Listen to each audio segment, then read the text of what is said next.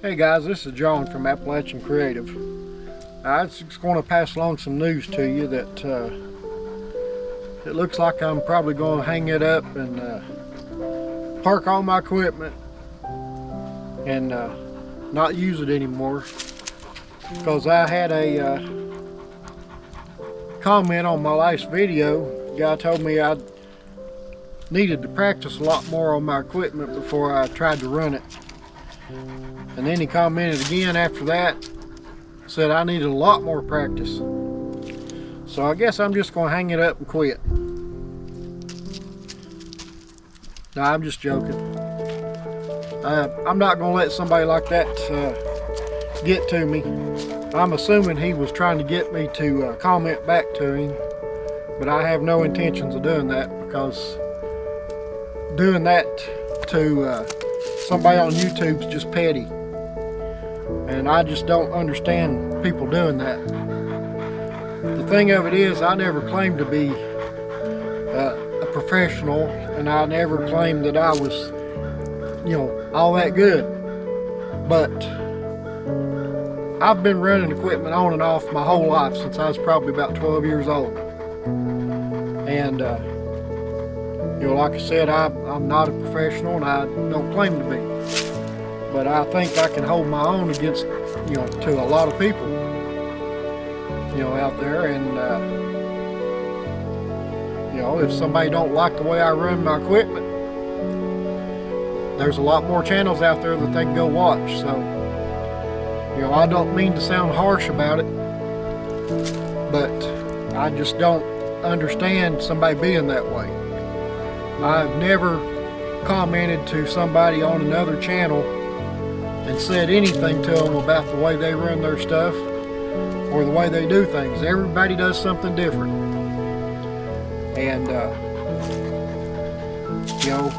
I can't see myself ever doing that. So, like I said, if somebody don't want to watch my channel for the way I do things, then they can go watch somebody else. I hate to sound that way, but that's just the way things are. And I do YouTube, and I do this stuff on my free time when I have that free time, which is very rare. And I like doing YouTube. So, and there's a lot of people out there just like me, and they struggle to keep their channels going. I mean, I've been doing this for 2 years, and I took a pretty good spurt there that it started growing pretty fast, and then all of a sudden it just stopped. And it's hard to get the time to do the things you want to do, the things you like to do, and to think about what you've got to do to make it look good and to make it interesting. And it takes a lot of thought and a lot of work, and to be honest, a lot of time, because you got to do all that stuff. You got to get your work done, and then you got to go back and edit it. And and then you sit and wonder and worry about if people's going to like it. And I don't have that much of a problem getting the views. It's just nobody likes or comments or subscribes, which a lot of YouTubers have that same problem. And then I've noticed here lately it's been hard for me to get time to do videos, so you get little lulls in there where people, if you miss a video one week, they'll start unsubscribing. And I've never understood that, why people do that to YouTubers, because there's no reason for it. If you like what they're doing, give them a chance. Give me a chance. I'll get something out there. It may just take me a little bit of time. I have to take care of 2 different businesses and keep them going. And I have family, I have children and grandchildren, that I have to do things for. I don't record everything I do. I just don't have the time for it. I would like to. I mean, there's a lot of stuff. I do a lot of woodworking. I do a whole lot of metal fabrication. I don't record a lot of it. I would like to have more time to do it, and I'm going to try my best this winter to start doing some, more stuff, because I'm going to be indoors a lot now. After it turns cold, I have the time to do a lot of stuff like that, and I plan to put out a lot more videos. But if you guys watching my channel would give me the chance and like and subscribe to my videos and share them, comment, if you got a constructive comment where you think I could do something different that you would like to see or whatever, I encourage you to comment. But like I said, I don't understand people that will attack YouTubers and TikTokers or whatever just because they get the enjoyment out of insulting people or trying to insult people. But what people don't understand is a lot of these people on YouTube, they're not easily insulted. They go on about their business, they go on about their lives, and they do their work. They do the YouTube channels to try to show what they do, to showcase what they do, and maybe put something out that's enjoyable for people to watch. And some of them, it's their livelihood. That's what they live, how they get their money to live off of. I'm fortunate enough I don't have to do that because, like I said, we have two businesses that we have to work hard to keep going. But, that gives us a livelihood, but it also cuts into what I would like to be doing as far as my, running my equipment and doing my woodwork and metal fabrication, which I really love doing. I love doing woodworking and metal fabrication, but you just don't always have time for your hobbies like that. You got to take care of your own life and your own families and stuff. But like I said, any of you guys that would help support my channel, it would help me out a lot, because like I said, I do like doing the channel, but sometimes it gets frustrating trying to keep it going and try to keep doing the videos, and you don't get any feedback from anybody, or seems like no appreciation. It's hard to keep doing something like that, but I'm gonna keep trying. So if you can, you guys help me out. So I'm gonna start on my next little project here. Like, I'm gonna cut these things up. I've got to get them kind of cut down, because these big trees up here on the hill, I'm going to try to undercut the roots on them where the bank's already cut out from under them, and let them fall, and then I'm going to cut them up too. So I'm going to get started on it. Okay, so we've got to change of plans. My chainsaw wouldn't run at start, but just wouldn't run right. I don't know what's going on. It ran good the last time I used it. Of course, it has been 3 or 4 months. But so I'm gonna go up on the hill with the excavator, which it's already up there. It's waiting on me.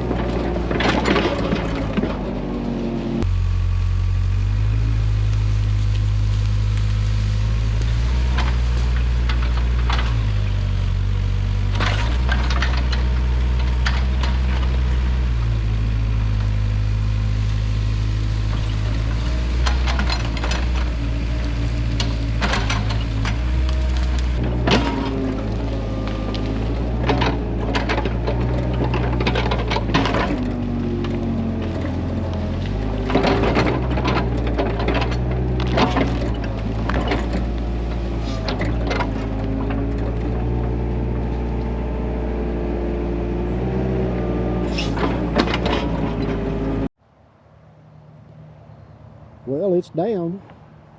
It didn't exactly go where I wanted it to. I was trying to go over that direction, but it didn't hit nothing that it would tear up. When I'm getting over in that area, it's solid rock.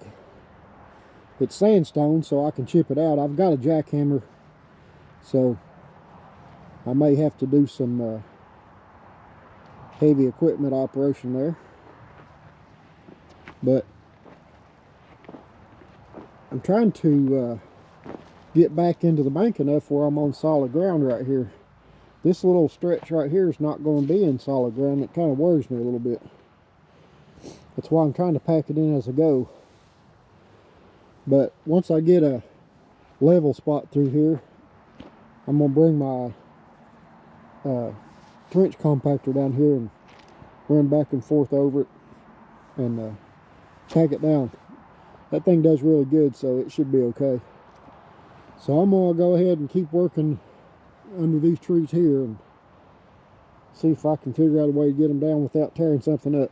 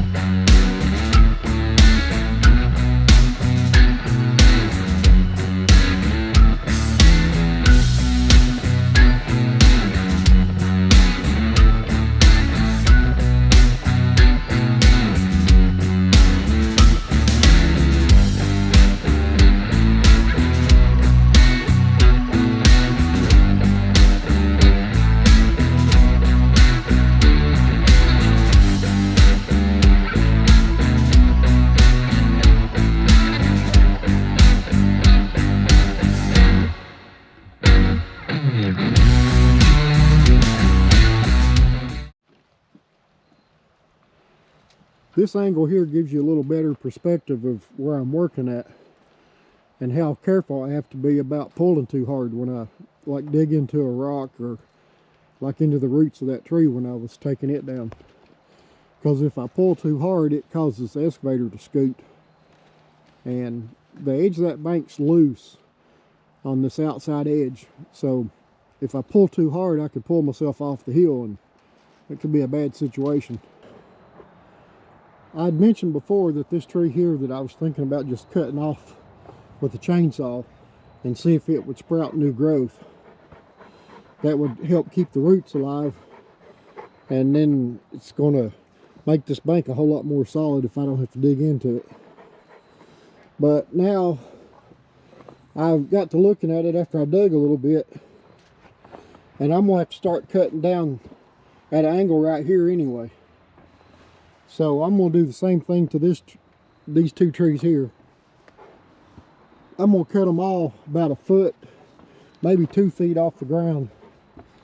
And that'll give it a better opportunity to sprout some new growth. And maybe might have some nice little trees grow up here, you know, after it starts back, if the roots survive, that is. But like I said before, I've got to start going down the hill right here anyway. Oh yeah, I was going to show you right here is a perfect example, like I was talking about, how your tracks can swing on you and throw you over the hill.